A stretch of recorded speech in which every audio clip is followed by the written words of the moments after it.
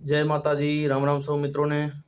मित्रों अमारी YouTube channel super Gujarati story में तमारू हार्दिक स्वागत करीए छीए। मित्रों आजना विडियो में आपणे आई श्री कमा सती आईनो इतिहास जाणीशुं। तो चालो शरू करिए आजनो विडियो। महान सनातन संस्कृतिनी भव्य दिव्य धारामां चारण आई परंपरानुं स्थान अद्वितीय अनुपम अजोड़ छे। आ महान परंपरामां जगदंबाना अवतरणनी प्राणवान अने पूजनीय परंपरा समग्र भारत वर्षमां सदीओथी विद्यमान छे। मध्यकाळमां आ आई परंपराओने नात जातना भेदभाव विना लोक अने समष्टिना कल्याण, न्याय, नीति अने धर्मना शासननी स्थापना माटे पोतानुं ओजस्वी जीवतर समर्पित कर्युं छे। आई खोडियार, आई आवड़, आई करણીજી राजस्थान, आई नागबाई, आई कामई, आई देवल, आई वरवड़ी, आई पीठड़, आई बूट बलाड़ बेचराजी ने आई सोनबाई सुधीनी उजड़ी परंपरामां चारण आईओए अनीति अन्यायी भ्रष्ट शासनने तावड़ीमां रोटलो उथलावाय एटली त्वराथी उथलावीने न्याय नीति सुशासननी स्थापना करी छे। रोहड़िया शाखना चारण महात्मा ईश्वरदासजी बारट रावड़ जामना वखतमां कच्छमां आवेला हता। तेमना भाई नांदोजीना वारसदारो कच्छ आवीने वस्या। रावड़देवनी वही मुजब तेमनी सीधी લીટીના વારસદારોને જામથળા, વિંગડિયા અને ઉખેડાનો ગરાસ મળેલો। પતરામલજીના પુત્ર હેમરાજ ચારણને લગભગ સંવંત 1772 જામથળા ગામ ગરાસમાં મળેલું। રોહડિયા શાખાના આ ચારણ હેમરાજના સંતાનોમાં રાયમલ અને તેજ તપ અને દિવ્ય આભાની પ્રતિમૂર્તિ સમ જગદંબાસી દીકરી કમાબાઈ। રાજાશાહી કાળના પ્રકૃતિના ગોદમાં લીલીછમ હરિયાળી વચ્ચે શોભતા નાનકડા એવા જામથળા ગામે રોહડિયા ચારણ હેમરાજભાઈની જાહો જલાલી। ચારણોત્વ અને કચ્છિયતનો મીઠો આવકાર અને આતિથ્ય રૂકમાવતી નદીના નીરનું હીર અને ખમીર બને ઝળકી રહ્યું હતું। ડેલીએ જામતા મેળાવડામાં ઈશ્વરદાસજી મહાત્માનો હરિરસ, વીરરસ, ભક્તિરસ નીતરી રહ્યા હતા। દીવાની જ્યોતે બાળ કમાબાઈ પરાંબાની આરાધનામાં રત રહેતા। સુંદર મજાની ટેકરીઓ વચ્ચે શોભતા જામથળા ગામે ચારણ હેમરાજની ડેલીએ કસુંબલ રંગ જામેલો। ચારણોના કંઠે ગવાતી ચરજો, દુઆ છંદની સુરાવલીઓ વલોવાતી છાસના ધ્રુસકાથી વાતાવરણ વધુ સુરીલું ને મોજીલું બની રહ્યું હતું। પણ નિયતિની ગતિ અકળ હોય છે। ચારણોની આ પોતીકી મોજ રંગ રાગ ને સાહેબીને જાણે નજર લાગી હોય તેમ આંગતુક ઘોડે સવાર ચારણ યુવાને આવીને સમાચાર આપે કે વેકરાના ગરાસિયાઓની આપણા ગરાસ પર નજર છે। દેવી પુત્ર ચારણોના ગામ તે કંઈ ગરાસીઓ ભાંગે એ વિચાર જ સૌને અકળાવી રહ્યો હતો। ઘડીભર ડાયરો સ્તબ્ધ બની ગયો। આંગતુકે ઉમેર્યું, વિચારવાનો સમય નથી। ગરાસિયાઓનું મોટું દાડું સજ્જ બનીને આપણા ગરાસને હડપ કરવા રૂકમાવતીના સામે કાંઠે પડાવ નાખીને બેઠું છે। અરર, આ શું થવા બેઠું છે? ગરાસ આપનારા ખુદ આજે ઐતિહાસિક સંબંધોને વિસારે પાડીને ગરાસ ઝૂંટવા આવ્યા છે। ડાયા પુરુષોને આ ખટકો ઉદયની જેમ કોરી ખાતો હતો, છતાં માથે આવી પડ્યું છે તો સોમાનની લડાઈ લડી લેશું એવા સંકલ્પ સાથે આ ચારણો પણ શસ્ત્ર સજાવવાની તૈયારી કરવા लाग्या। ધીંગાણાની તૈયારીમાં રતભાઈ રાયમલ પાસેથી જ્યારે आई કમાબાઈએ આ સગળી હકીકત જાણી ત્યારે ઊંડા દુઃખની લાગણી સાથે આત્મચિંતનમાં ગરકાવ થઈ ગયા। બાળ કમાબાઈના હૃદયમાં ઊંડો ઘા लाग्યો હતો। તેમના તેજ, તપ અને અલૌકિક આભાને વયના કોઈ બંધન નહોતા।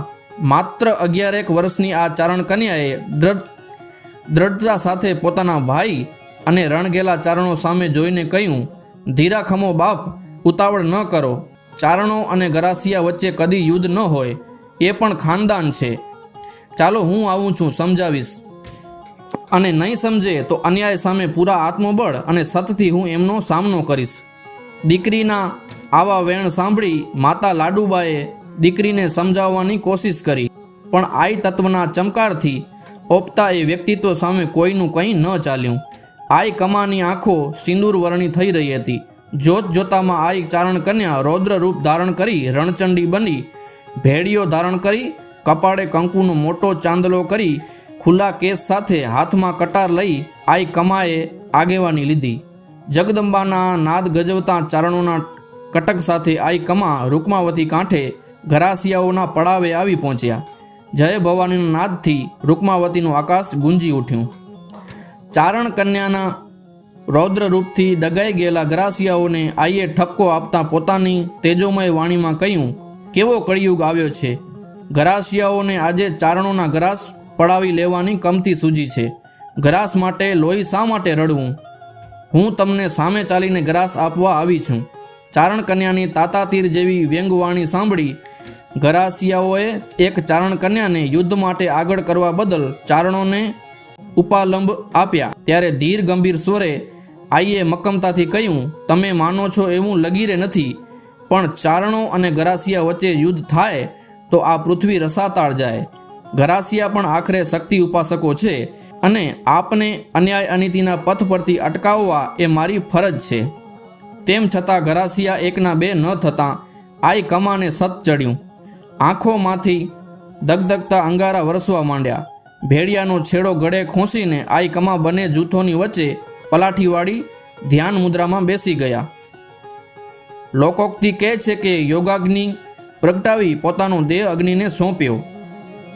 આ રૌદ્ર ભયાવહ મહાકાળી સ્વરૂપ જોઈ ગરાસિયાઓનું કટક સ્તબ્ધ બની ભયભીત થઈ ભાગવા માંડ્યું. ગરાસની મમતથી ભાન ભૂલેલાઓને પોતાની અનીતિ અન્યાયના કારણે આઈના કોપનો ભોગ બનવું પડ્યું અને અન્યાયને સાથ ન આપનારા અને આઈનું શરણ લેનારાને આઈએ આશીર્વાદ આપ્યા. ન્યાય નીતિ અને ધર્મની વેદી પર ચારણ આઈને કમા સતીએ પોતાના પ્રાણની આહુતિ આપીને ન્યાયી અને મૂલસભર સમાજ વ્યવસ્થાની સ્થાપનામાં પોતાનું પોતીકું પ્રદાન આપ્યું અને અમરત્વને વર્યા. માતાજી સાથે તેમના માતા લાડુમાં પણ સતી થયા. ગઢસીસા દહીંસરા રોડ પર ભુજથી 33 કિલોમીટરના અંતરે રૂકમાવતી નદીને કાંઠે ટેકરી પર વિદ્યમાન આઈ કમા સતીની ખાંભી આજે પણ આ ઘટનાની સાક્ષી પૂરે છે. આઈના માં લાડુમાની પણ ખાંભી પૂજાય છે. રોહડિયા ચારણ પરિવાર અને 18 વરણ આઈની પાસે નતમસ્તક થાય છે. જામથળા રોહડિયા પરિવાર દ્વારા 26/10/2025ના લાભ પાંચમના દિને આઈ કમા સતીમાં જ્યોતિર્લિંગ ત્રિશતાબ્દી મહોત્સવ ઉજવાઈ રહ્યો છે. પુત્રી રૂપ પ્રગટ ભઈ રોહડ કુડરી રાય, રાખી પૃથ્વી રોહડા કમાબાઈ કુડ માય. તો મિત્રો, આ ઐતિહાસિક માહિતી વિશે વિડીયો તમને કેવો લાગ્યો? વિડીયો પસંદ આવ્યો હોય તો વિડીયોને શેર કરી દેજો અને લાઈક પણ કરી દેજો. તમે ચેનલ પર નવા છો તો ચેનલને સબસ્ક્રાઈબ કરી લેજો. અમારી ચેનલ ઉપર આવા મોટિવેશનલ સુવિચારના વિડીયો, આપણા ગુજરાતના ઇતિહાસની માહિતી વિશે વિડીયો બનાવતા હોઈએ છીએ. તો મળીશું એક નવી સ્ટોરી સાથે, નવી વાત સાથે. ત્યાં સુધી સૌને જય માતાજી, રામ રામ.